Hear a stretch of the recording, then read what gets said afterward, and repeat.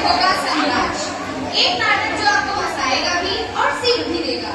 मूर्खों के साम्राज्य में उसके राजा और मंत्री पूरी तरह से मूर्ख है, इसलिए उन लोगों ने दिन को रात और रात को दिन करना चाहा और अपने साम्राज्य में आदेश दिया दिन का सारा कार्य रात में होगा और दिन में सभी लोग सोएंगे।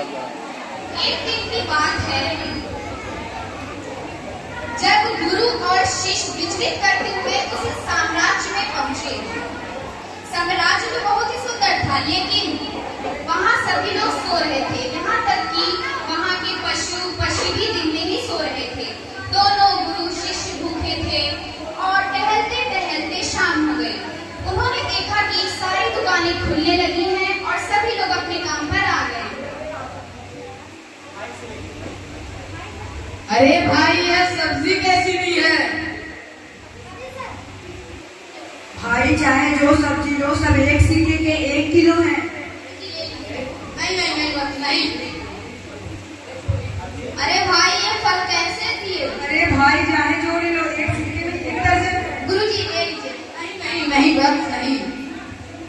अरे भाई, ये चावल कैसे दिए हैं? चाहे जो ले लीजिए, सब एक सिक्के में 1 किलो है। नहीं बस नहीं। गुरुजी, ये तो बड़ी अच्छी बात है, इस साम्राज्य में तो बड़ी ही सस्ते चीजें मिलती है। नहीं बस, मुझे सब समझ में आ गया है। यह मूर्खों का साम्राज्य है, यहाँ के सभी लोग मूर्ख हैं। मुझे अपनी दिव्य दृष्टि से ज्ञात होता है कि यहाँ पर रुकना समय की व्यर्थता एवं बहुत विनाशकारी है। गुरुजी, इस साम्राज्य में तो बड़े सस्ते चीजें मिलते हैं, आप कहें तो हम यहाँ रुक सकते हैं। नहीं बस, हम यहाँ नहीं रुक सकते। गुरु ने शिष्य को समझाने का प्रयास किया, लेकिन लालची शिष्य खाने, कपड़े और फल पर लट्टू था। एक दिन की बात है, किसी एक चोर ने किसी धनी व्यापारी के घर में सेल लगाता है और लूट का सारा सामान अपने साथ ले जाने लगा। उसी समय की बात है, उस व्यापारी के घर की दीवार उस पर गिर गई और चोर उसके नीचे दबकर मर गया और सभी लोग उस धनी व्यापारी को दोषी ठहराने लगे और यह मामला राजा के दरबार में पहुंचा।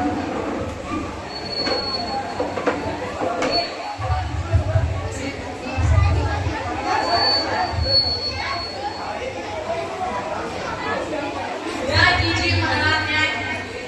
क्यों? क्या हुआ?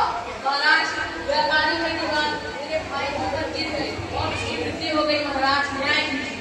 न्याय होकर रहेगा। सैनिकों, जाओ उस व्यापारी को पकड़ के लाओ।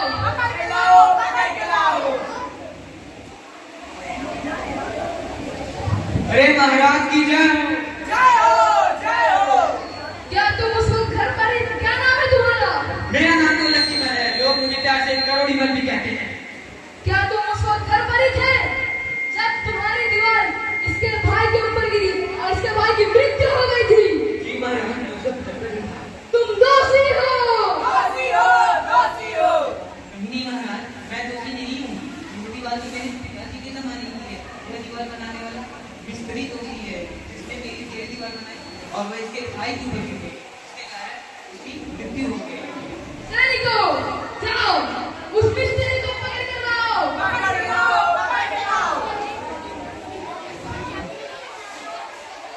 महाराज की जय हो। क्या तुम वही मिस्त्री हो जिसने इस व्यापारी की टेढ़ी दीवार बनाई? जी महाराज, मैं वही मिस्त्री हूँ। तुम दोषी हो। तुम्हारे द्वारा बनाई गई टेढ़ी दीवार इसके भाई के ऊपर गिर गई और इसके भाई की मृत्यु हो गई। तुम्हें सजा मिलकर रहेगा। नहीं महाराज, मैं दोषी नहीं हूँ। पहले मेरी पूरी बात सुन लीजिए, तब अपना फैसला कीजिए। जब मैं इसकी दीवार बना रहा था तो एक लड़की रोज यहाँ से आया जाया करती थी और उसके पाया के बाद मेरा ध्यान भटका देती थी महाराज, जिसकी वजह से इसकी दीवार और दीवार गिर गई, इसके भाई की मृत्यु हो गई महाराज। मैं दोषी नहीं हूँ महाराज, दोषी तो नर्तकी है। सैनिकों, जाओ उस नर्तकी को पकड़ कर लाओ।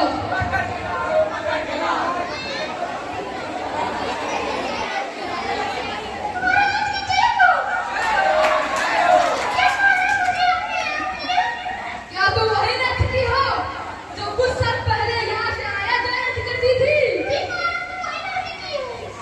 तुम दोषी हो। तुम्हारी बात की आवाज ने इस मिस्त्री का ध्यान भटका दिया और इस मिस्त्री ने इस व्यापारी की दीवार तोड़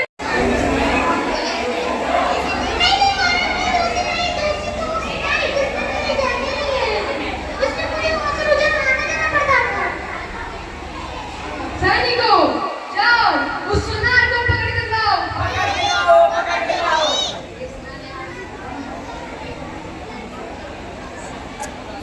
मंदबुद्धि महाराज की। महाराज, आपने मुझे याद किया। क्या तुम वही सुनार हो जिसने कुछ साल पहले इस नर्तकी के कहने की थमाने के लिए? जी महाराज, मैं वही सुनार हूँ। तुम दोषी हो। नहीं नहीं महाराज, मैं दोषी नहीं हूँ। दोषी तो वो बड़े लोग हैं जिनके गहने मैंने बनाने के लिए लिए थे महाराज। इसी कारणवश मैं नर्तिका के गहने नहीं दे पाया महाराज। इसी कारणवश उसे रोजाना अपने घर से मेरी दुकान उसी रास्ते पर आना पड़ता था महाराज। ओह, अच्छा यह बात है। अब मुझे सारी बात समझ में आ गई है। असली दोषी तुम हो। तुम्हें सजा मिल के रहेगी। सजा में तुमको मृत्युदंड होगा। सैनिकों, जाओ जल्लाद को बुला कर लाओ।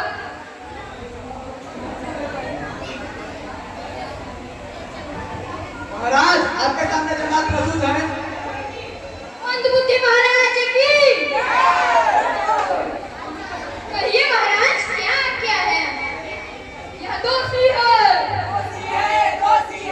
इसे ले जाओ और इसको मृत्युदंड दो।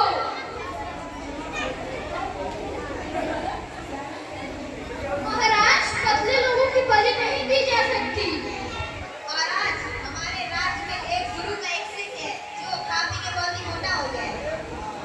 सैनिकों, जाओ उस शिष्य को पकड़ कर लाओ।